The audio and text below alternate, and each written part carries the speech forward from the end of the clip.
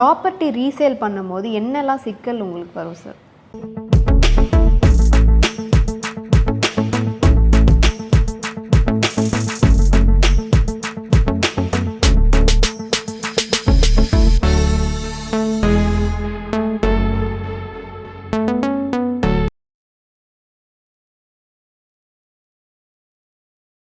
Property resale பண்ணும்போது என்னெல்லாம் சிக்கல் உங்களுக்கு வரும் சார்?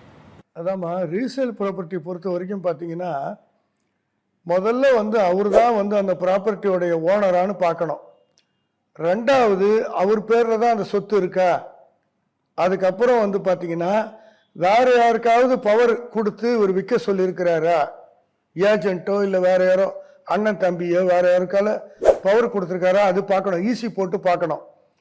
அதுக்கப்புறம் பார்த்தீங்கன்னா, அந்த ப்ராப்பர்ட்டியில் வேற ஏதாவது வில்லங்க இருக்கான்னு பார்க்கணும்.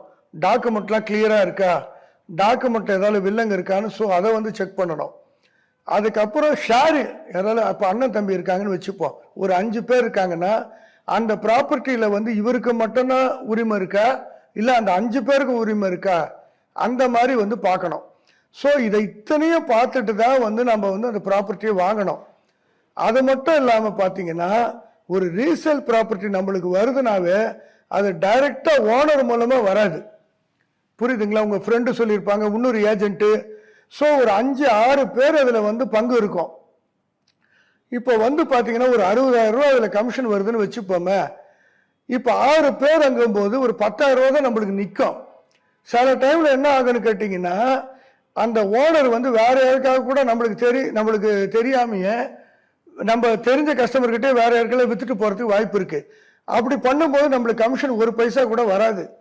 ஸோ ரீசேல் ப்ராப்பர்ட்டியில் இவ்வளோ பிரச்சனைங்க இருக்குது. எனக்கு பொறுத்த வரைக்கும் பார்த்தீங்கன்னா, இதை இவ்வளோ கஷ்டப்படுறதை விட ஜம்முன்னு ஒரே ஒரு கம்பெனி, ஏதாவது நல்ல கம்பெனியாக தேர்ந்தெடுத்து ஜாயின் பண்ணிவிட்டு கரெக்டாக நம்மளுக்கு கமிஷன் கொடுக்குறாங்களான்னு கவனித்து பார்த்துட்டு அங்கே போயிட்டு நம்ம சைட் விசிட் போனோன்னு வச்சுக்கோங்க, நாம் செலவு பண்ண வேண்டிய அவசியம் கிடையாது. ஆனால் ரீசேல் ப்ராப்பர்ட்டியில் ஒரு கஸ்டமரை நீங்கள் கூட்டிகிட்டு போகும்போதும் நீங்கள் கை காசு தான் செலவு பண்ணணும். ஓகேங்களா? அது மட்டும் இல்லாமல் ஏதாவது லாஸ் ஆச்சுனாலும் நீங்கள் தான் அதை பேர் பண்ணணும்.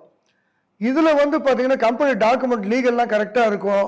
அழகாக முடிச்சிங்களா, ரிஜிஸ்டர் முடிஞ்ச உடனே உங்களுக்கு கமிஷன் ஆட்டோமேட்டிக்காக உங்களுக்கு வந்துடும். ஸோ என்னை பொறுத்த வரைக்கும் ஒரு கம்பெனியில் ஜாயின் பண்ணி நீங்கள் ரியல் எஸ்டேட் பிஸ்னஸ் பண்ணுறது தான் கரெக்டாக வரும். ரீசேல் ப்ராப்பர்ட்டி அது சில பேர் பண்ணுறாங்க. நமக்கு பொறுத்த வரைக்கும் இதுதான் பெஸ்ட்டு மேடம். தேங்க்யூ.